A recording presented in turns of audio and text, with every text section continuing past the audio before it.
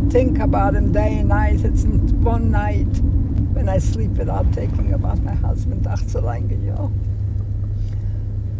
I talk to him. I think maybe his soul listens. I don't know. Maybe it's something when we don't see.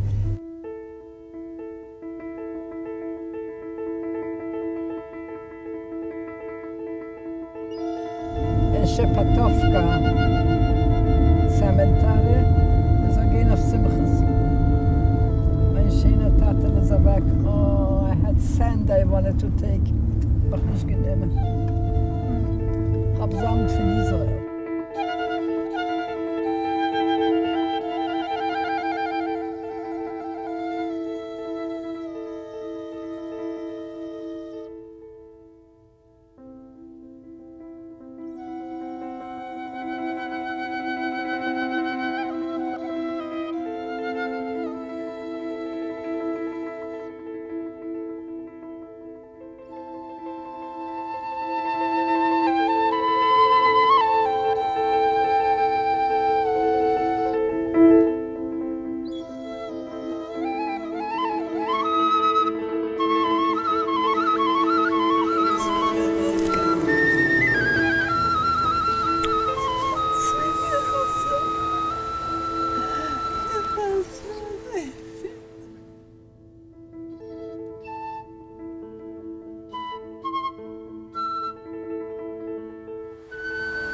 I dreamed about Papa a few times and I was so happy. I ran down and I wrote down what I dreamed. I didn't want to open my eyes. I opened my eyes and I said, oh my God, why did I do it?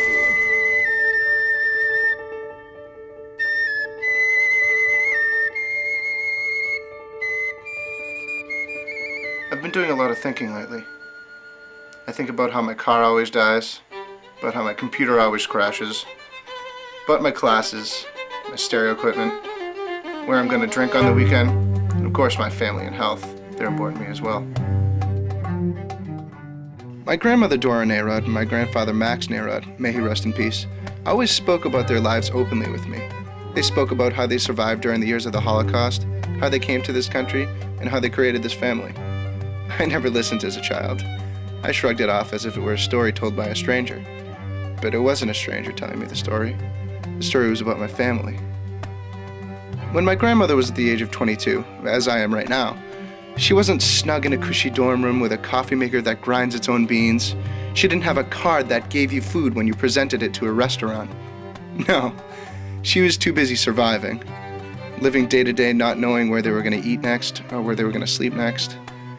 My generation will never quite understand what their generation went through during the time of the Holocaust. I love and respect my grandparents, not only for who they are, but for what they have become as well. They are strong people, and their stories will live on in the hearts of all who will listen to the stories of the Narodowicz family. Dora Narod was born in a small town in Poland called Kowal on New Year's Day, January 1st, 1921. At the young age of 3, Dora's mother passed away, leaving 3 children for her father to take care of. Well, I had a hard childhood because I didn't have a mother. I never knew my mother died. I think I was about 3 years old, and I never knew her. But I had a stepmother. My father got married again. And in my house, for my first mother, we were 3 children. My very oldest brother, Nehemiah, and my sister, Hannah Milka, and me, Dvoira, Jewish. My brother lived with us, and then he went to college, university we called, in Kowal, in my city. And then he went to law school in Paris, and he remained in Paris till the war, and I never heard from him. My name is Ruben Kerzner, and I was born in 1922 in Poland. At that time it was Poland. Little town called Powórsk. And this is about the main city was called Kowal, which is about 30 kilometers, approximately 20 miles from us. Dora Narod I met approximately, I would say, when I was, probably in the early 30s, maybe 34, 35. See, they lived in Kovel, and I lived in Povorsk. She has feelings toward her stepmother.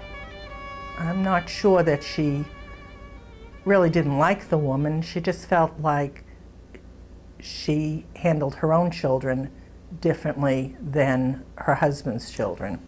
She was nice to me, she loved me, but when I was little and I saw, we had a little store outside near us, about 10 minutes walk in the corner, and she would give Berale, my brother, 10 cents, and out of 10 cents they should buy themselves a little chocolate, and she wouldn't give it to me. I never asked her that. We were taught, that we shouldn't ask nothing, never. And it used to bother me, used to hit me a lot. I remember that. Still remember how foolish it was. Because I know she loved me, she did. We were looking forward when she was when she used to come to our little town, Povorsk. We, the whole bunch. We never went out one-on-one, in those days, just the whole bunch of kids together. And we had a nice lake not far from our house, about a mile and a half. So in the summer we used to go to that lake together to swim. And it was earlier, like we used to come Pesach time.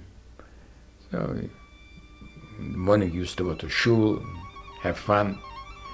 Although in shul you're supposed to pray, but we teenagers had fun more than praying.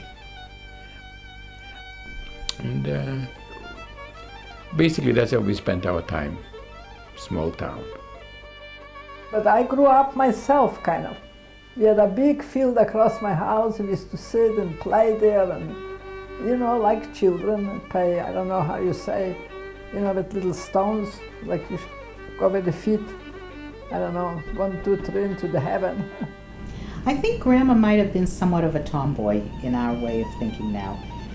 The few pictures that we've seen of her, she was very slight, slim, athletic looking, built, and very active. So she did like to play with the boys, and of course she had little brothers, so she would want to get involved with them. My father was a great businessman. He used to buy cattle and sell them to wholesale. He used to buy it wholesale and sell them to butchers in all kind of towns. He worked hard. He used to get up early, about 3, 4 o'clock in the morning, go by train to other cities, buy them when it was a marketplace. Sounds like they were pretty affluent. Grandma's father was a cattle, I don't know what you call him, he bought and sold cattle. And he made quite a bit of money. And I think he was a pretty astute business person. And Grandma never had a problem getting money. She was always given money pretty loosely. And she was very generous and shared it with her friends and would buy candy and different things. I mean, they really couldn't buy toys. They really didn't have stores there. But she would always share with her little friends that had less, that she knew from school or down the street and so forth. And she never knew anything other than having. They basically had everything that they needed. We had everything. We had money enough and things enough and beautiful dresses and everything. We had a normal life. My father prayed every day, 4, 5 o'clock in the morning, in my room, in my bedroom, because in the bedroom where I was the thing the Jewish people have a law that they pray that where the sun comes in. You see? And this was the room that the sun came in first. I live now too the same. And that's what I used to pray every morning. And when I lay there, I laughed to listen to his voice all the time. He thought I'm sleeping. I made a believe I'm sleeping. But I heard him pray every morning. I always think, I wrote myself a note, and I said, I wonder why was I the only one alive from all that family? I love them very much. I love them so much. They all killed them. Nobody alive. Nobody alive. What can I do? My grandfather, Max Narod, was born in the town of Ishishek on July 28, 1916. He was a quiet man and didn't like to speak about his past very much. This is why we are not positive of his history prior to him meeting my grandmother. When my grandfather did on the off occasion speak about his past, it was a special time. So from these sacred story times, we as a family can paint a picture for you of Max's childhood.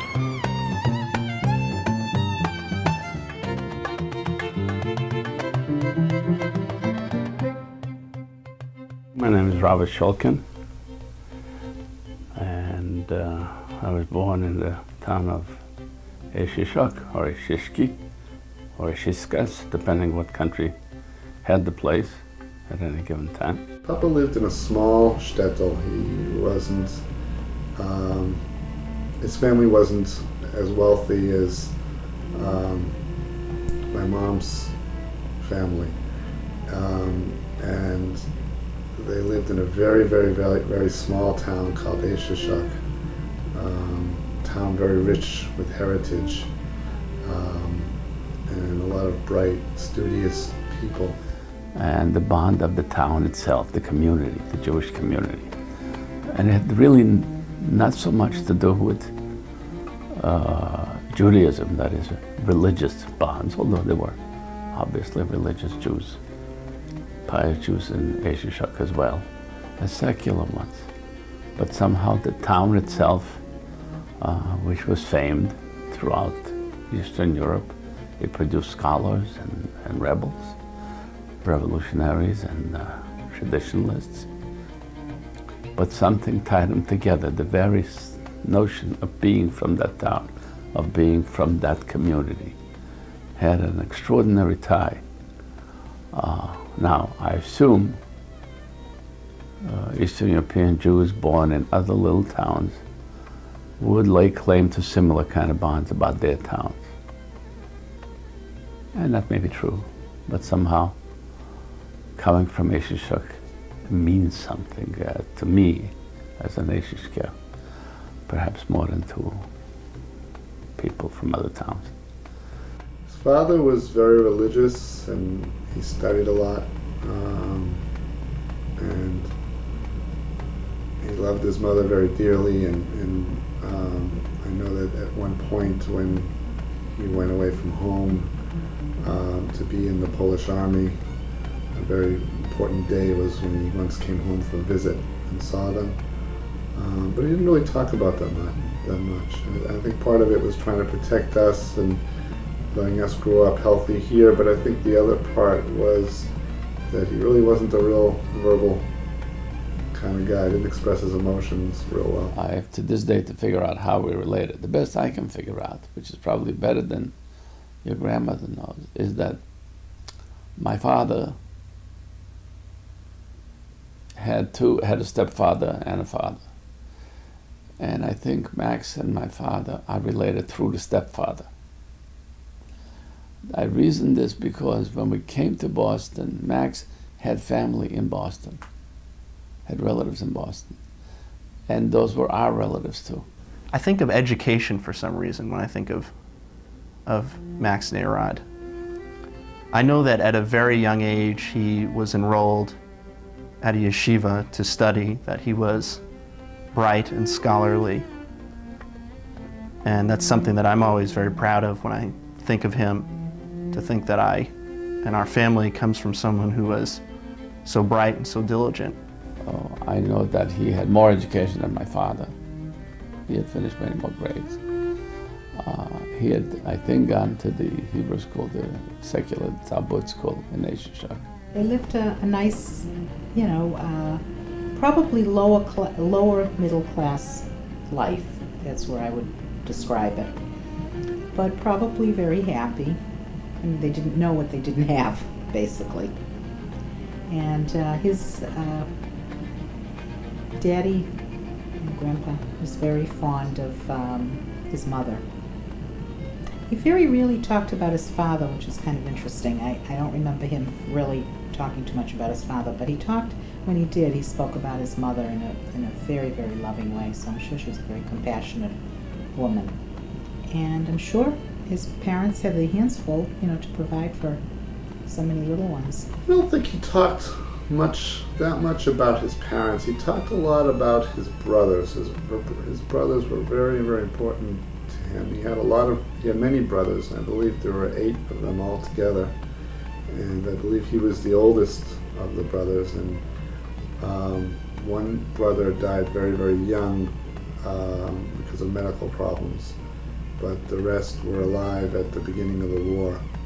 And he had a lot of respect for his brothers. I speak about him in the present tense as though he is alive. Obviously, he's passed away several years now, but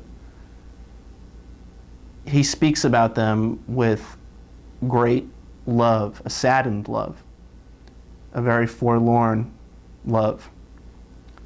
And people that I certainly wish I could know. Papa would sort of cry at the drop of a hat, get emotional at times when you wouldn't expect it. And he got his ideas and his points across, but it wasn't through words, it was more through raw emotion. I found out that Cousin Max, in the early 30s, he was a Zionist. And he left for Palestine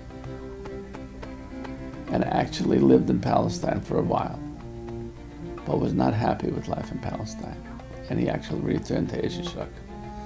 Now, I'm sorry that he's not alive today to really tell that part of the story, because that's extraordinary. It's not extraordinary that people from Eshishak went to Palestine. Many did, and they stayed in Palestine. But to return to Eastern Europe in the 30s from Palestine and survive the hell of World War II is one of those extraordinary miracles, actually.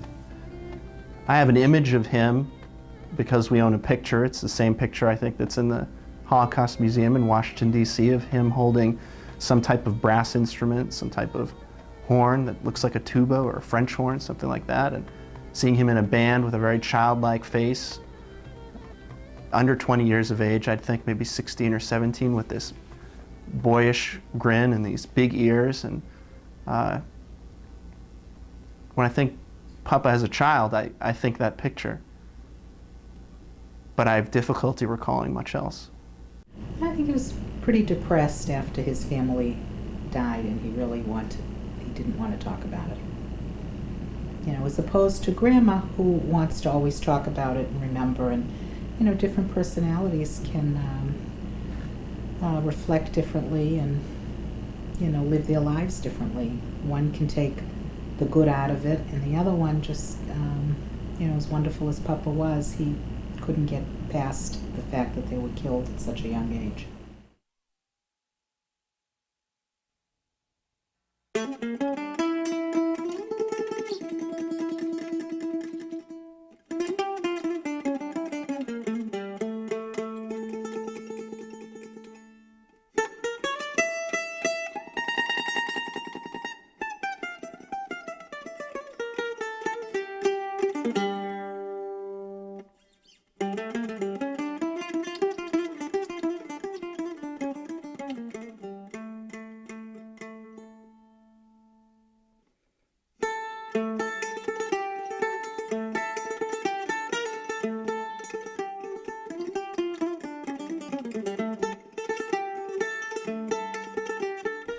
In 1939, the war broke out, and they split Poland in two.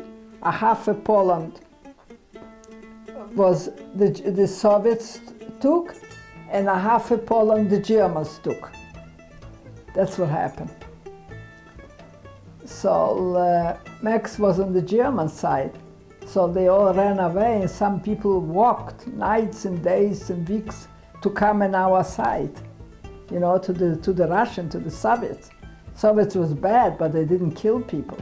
Grandma always tells the story that he was, and I've seen pictures, he was a real dashing young man. Good looking, broad shoulders, very strong. So that's why a lot of people came to us. And we were young kids, young girls. We used to go, and they were riding sometimes on trains, and we used to go to the trains and talk Yiddish, ask a Yiddish, who is Jewish? They had still the soldiers' uniforms from the war. And we said a Yiddish, wer is a Yid? Kommt heraus, we're going to help you, tell us who you are. Who's Jewish? Talk in Yiddish. So they stepped out, and we said, come and follow us. My father was in the Polish army. He was an officer in the Polish army. And as we all know, the Polish army were not ready for what was to come in terms of the Nazi war machine. And he went off to war and was captured by the Germans. There he was in the cavalry on his horse named Bacchus, which he loved. He loved Bacchus very much. It was very special to him. And Bacchus was shot out from under him. And we came and we had a lot of outfits. We took off the soldier things and we burned it, we dumped it, and we gave them other clothes. And everybody took a few people to eat at home, you know. So in Poland was no restaurants like here, maybe two very exclusive ones that very rich people went, not Jewish people. Jewish people, they were all kosher. So that's what happened. So anyways, that's how Max came to our house. And I'm sure it was love at first sight. They never told us that, but Grandma always says how handsome Papa was. And he was eating there, and he was very quiet. He was quieter than anybody else. Very quiet boy. And we used to help them a lot. And I liked Max a lot. He was a very nice boy, a good boy. And I told my father, I'd like to marry a boy like this. And my father was upset. Oh my God. Who knows, maybe he has a wife with children. How do you know who it is? It's so filthy, they're so dirty, you know, I called them with all them. Should rest in peace, my father. I understand that they got married behind a barn. They got the rabbi behind a barn, behind her aunt's house, something to that effect. It was always very vague. I went to my sister's city where she lived in Lutsk, and we called a rabbi and we got married. My mother, being in Hashomer Hatzair, the Zionist youth movement, had already gotten advance notice and had gone back to her parents and had said to them, look, the Nazis are coming, they're going to take away everything, we better leave. Then when the war started again, in 39 started and in 41 started again a war. Max told me the Germans will come again, why don't we go away? And we went on the train, we went to Russia. In the beginning, of course, we didn't feel it so bad because they were busy going fighting the Soviets. But then slowly it started to put the claims down on us. We had to wear, you know, I think either it was an armbands.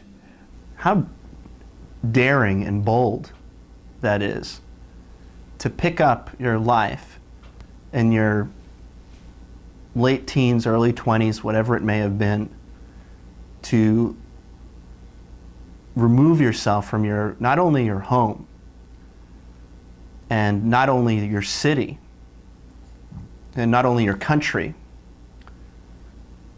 but an entire way of life, to just extricate yourself from that. I think they must have been very scared.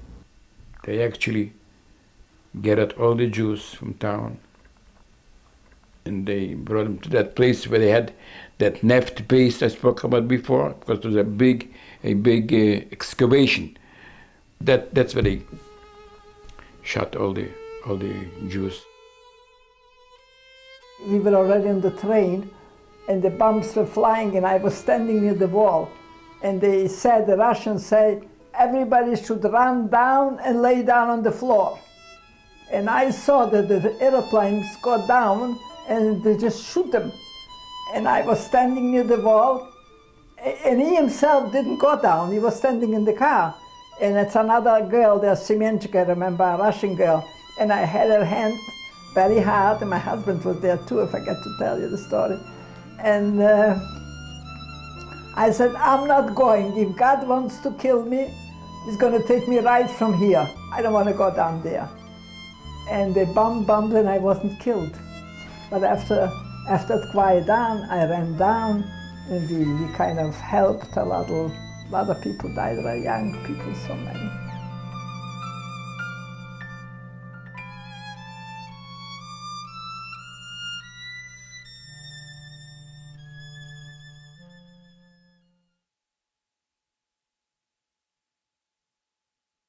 And we went further and further till they said a train is going to Tashkent, that's Uzbekistan, and in Tashkent is very warm. We had no clothes at all. Very warm, it's hot there, winter and summer. So we just weren't training, we went all the way there. And you couldn't get bread when you weren't living there. You had to write your name in. They didn't take normal people. They had full people, refugees, all kind, Russian refugees. So they said it's another train going on Bukhara, why don't you go there? So I said to Max, let's go there. And we went to Bukhara. And we came to Bukhara, the same thing happened. People were dying day and night, young people, boys, 20 years old, young kids from hunger. And they sent me for a job to a smaller town. And I said to Max, I had an aunt, my aunt says, if God doesn't give you for your luck, He's going to give you for your work. In Russian it's a saying. Why don't we go? Maybe they will give us a job. And we went there, and Max had a job. He was making strings out of cotton. It's gross cotton. He was making strings a whole day. He was turning a wheel. He had to turn a wheel. That's why he got 800 gram bread a day. Grandma was once sick, and she had typhoid fever, I think. And Papa carried her in his arms. I don't know how many miles or how many days. It always got longer every time they told the story, but to the hospital. And I always imagined when they were telling the story that people were just all in the streets. It seemed like there wasn't much shelter.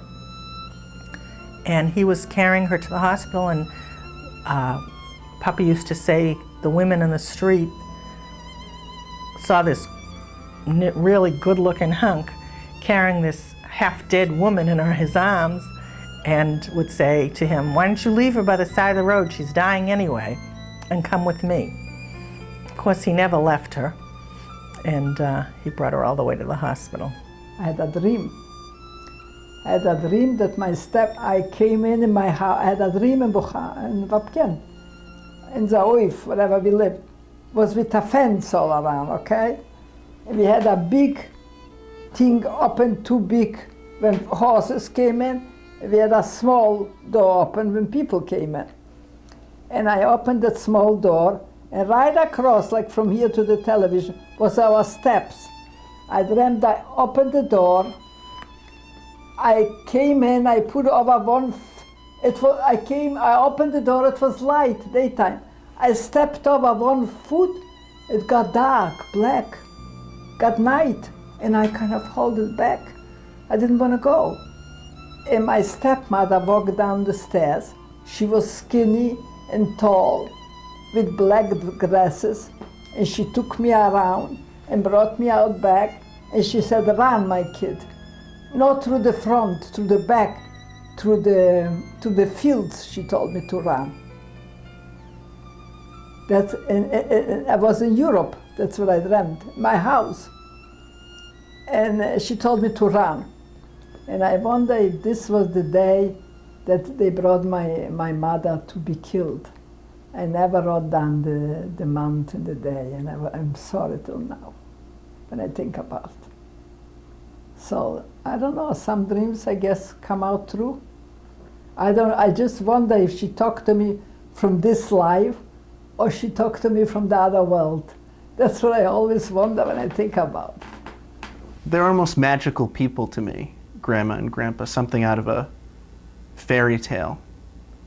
Something that, people that nobody could harm or no situation could touch. I don't know how they did it, but they did it. And it amazes me. I could listen to stories about them forever. From Bukhara I used to ride home. My cousin, what is now in Montreal, he was in the Russian army. And he was there already.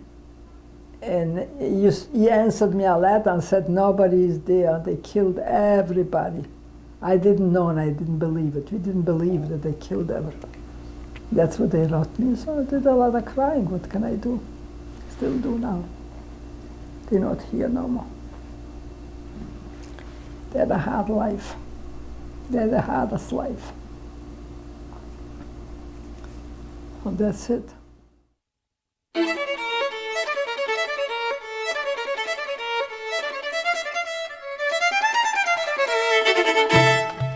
From 1945 to December of 1949, Max and Dora resided in 2 displaced persons camps. One in Kassel, Germany, where their daughter Shirley was born, and the second place, where their second daughter Millie was born. Their job was to pick up the shattered pieces of their lives and start over. So about 1947, my father seemed to have learned from somebody that his cousin, Max Narodowicz, Max Narod, had survived in Russia as well, had been in Tashkent, that's where people knew him, in the Uzbek region, and that he was in a DP camp in Germany. And we found out that the DP camp was in Kassel, Germany. Kassel was north of us. We were in Bavaria. Kassel is north. Well, my father said, well, we got to go find them. I think the task at hand in the displacement camp was to figure out where you're going to spend the rest of your life. And they had heard many stories from people that had gone back to their towns and villages to say that the towns and villages were destroyed. They tried to get accounts of who was alive and who was not alive. They met people who saw various members of their family get killed or knew exactly where they had gotten killed in concentration camps. So they knew that they had to go somewhere. Grandma and Papa knew that they had family in Brazil, they had family in Israel, and they had family in the United States. So they didn't want to stay in Europe after having such a horrendous experience, which we can't even fathom over so many years. So they wanted to leave and go to another country. We found Cousin Max, her grandfather, in the camp in Kassel, plus another family of Ashishka. There was a holiday. Finding each other was a holiday. We stayed there for, probably more than a week in the crowded quarters that everybody had, the little rooms, but that didn't matter. That's when I also met my cousin Dora, whom I never knew. And she was busy making tons of food for everybody from whatever she could. They decided to go to America. My father had an aunt in America that he had evidently corresponded with. So that's what he did. He got in touch with them somehow. I'm sure it took quite a bit of time. And they were willing to sponsor us to come to the United States. Max had papers he wrote to America. And he had papers from his aunt from America. His father's sister was in America. Boston, in Revere she lived. And we got it, so we went places, they told us where to go, we applied. So we knew where to go, we went there. And they asked us all kind of questions, where we were and what we did and why were we in Russia. They thought we were communists, And they wanted to know a lot of things. And they let us go, I guess. So we came here, we are. In December of 1949, Max, Dora, Shirley, and Millie took a boat ride and began their new lives together in the United States of America. When they reached Ellis Island in New York, they changed their name to Narod, starting anew. Well, they landed in New York, and their destination was Revere, Massachusetts, to go meet with their cousins. And my understanding is my father had $1 in his pocket. I don't know who gave him the dollar, but they arrived in New York and went to a train station with a little piece of paper that said Revere, Massachusetts, and they were walking around and saying, Revere, Mass, Revere, Mass. They want to go to Revere, Mass. And somehow, with the help of God, they got on the train and You adjust came to to anything. Massachusetts. And If you can adjust to bad times, then you can adjust certainly to better times. Much easier to go the other way. So yes, we learn the language. Unfortunately, all of Max's education in the Jewish traditions and history wouldn't go very far in getting Max a job here in the United States. For the rest of his life, he was to live as a butcher, cutting meat day after day. Some say he would have made a wonderful rabbi, but there was a family to support. what is a former yeshiva bachar yeshiva boy who was gonna possibly become a rabbi? What would you do in this country after the war?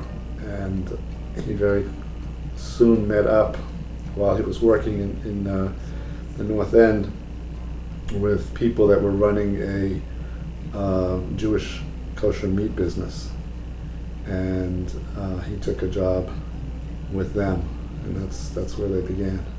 He was a meat cutter, worked hard. He told me later on, when he went home from work, he prayed to God, the street car should turn over and I should get killed. He was never working in his life. He went to yeshiva, to school, then he went to the army. That's all he knew. Papa always brought meat home. And, we had a place to live, and we had a good time at Franklin Park or wherever else we went, even outside. On hot nights, everybody would be sitting outside on their stoop and singing songs, and kids would be running around and playing. And so it was a nice time, very warm time. I met your grandfather's boss several times, more than several times. Although he was good to your grandfather, I thought he was a nasty man. Your grandfather was very loyal to him. He worked very hard for him, unbearably hard. It was a very difficult job he had, constantly being in and out of that cold fridge. I thought that he should be doing better. I don't mean financially, I don't care about that. Better for himself. He was an educated man. He should have gone back to school, I don't know, something. But there was a family to bring up. There was a family to provide for. And sometimes you make sacrifices. So that's what he did. We lived.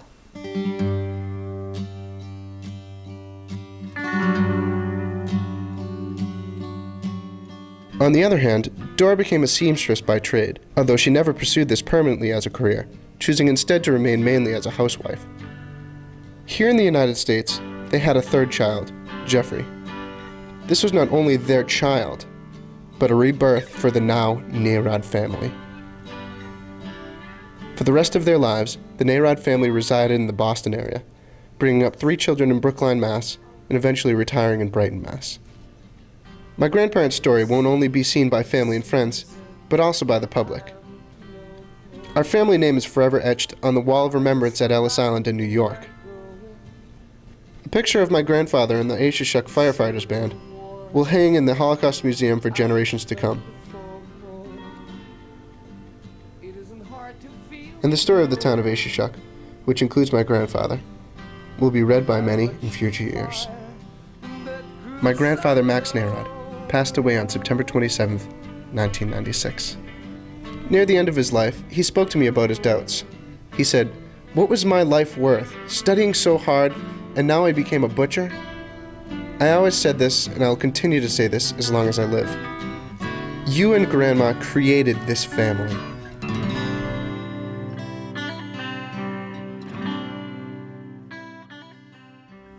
towards the end of his life, I felt terrible, not only about his illness and the deterioration. And I think the deterioration had, in my opinion, more to do with the post-war years, particularly the years of hard labor here, than it did with his surviving the hell of the camps and the hell of World War II. I think Mr. Von did it more than the war did, but that's my opinion. Well, it was sad that his mind was always sharp, and he knew how sick he was. It was very frustrating to him, and it was very hard for us to watch. It was very, very, very difficult for her to lose her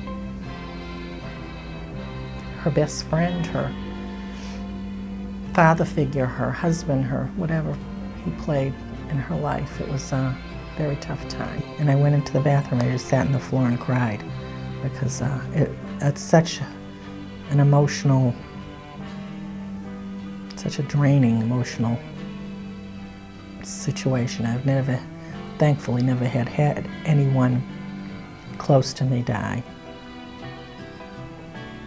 It's hard telling Grandma that he was gone. Max didn't want to live. Max was a very strong man, you know, husky like an officer.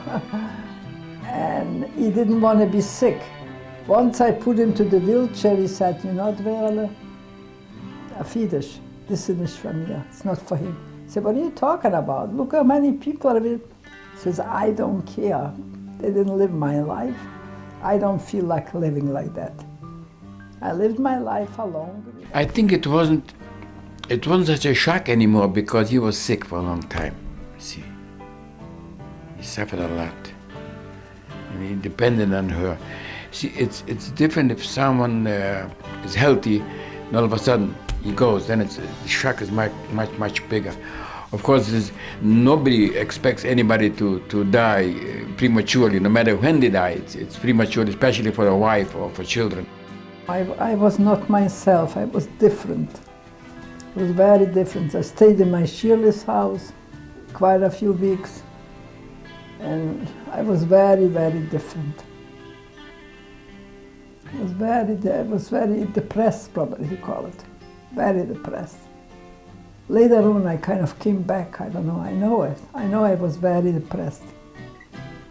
Nothing bothered me, nothing to care, nothing, it was different. As time passed on, you have to carry on. I'll come to him, but if I have to go to heaven, he'll wait for me. I know he will.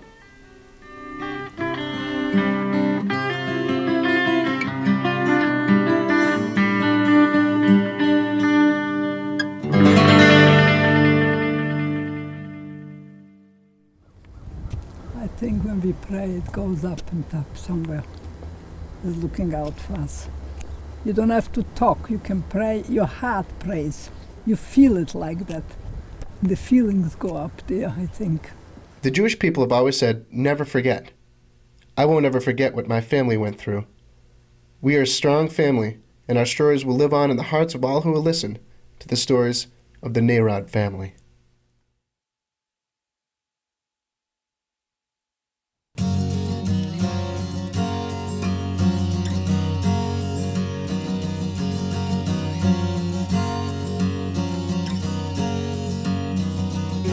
I don't know how I'm gonna tell you I can't play with you no more. I don't know how I'm gonna do what Mama told me, my friend, the boy next door.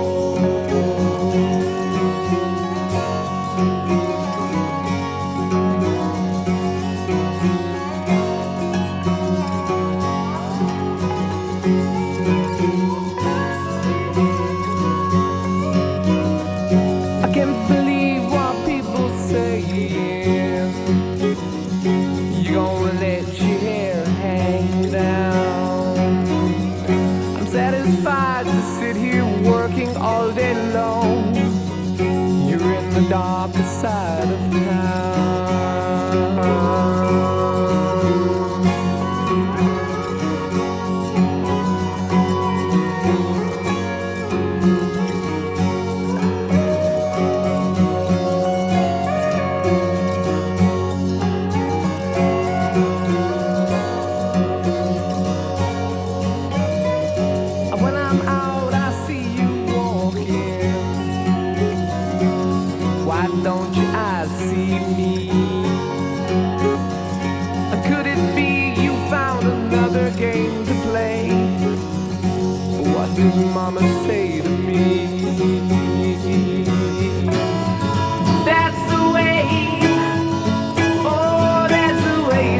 be. Yeah, yeah. Mama said that's the way it ought to stay. Yeah, yeah.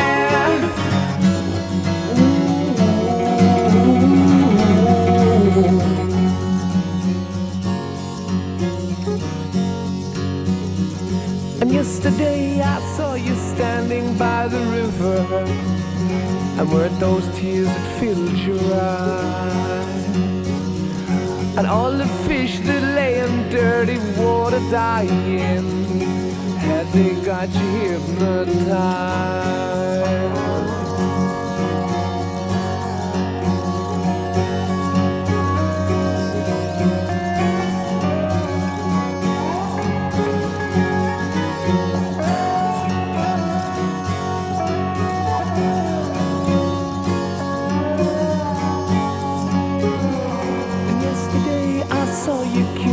Tiny flowers, but all that lives is born to die. And so I say to you that nothing really matters, and all you do is stand and cry.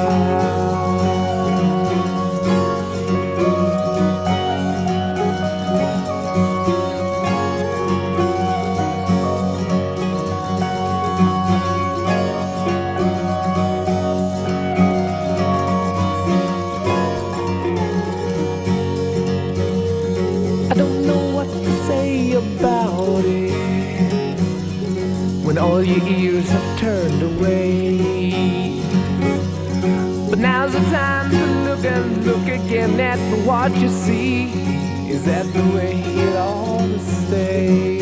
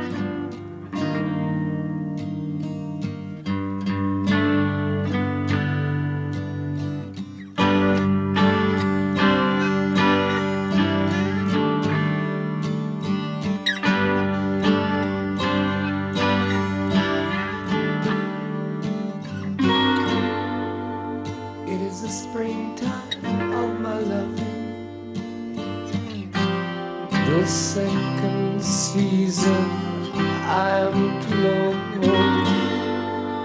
You are the sunlight in my growing.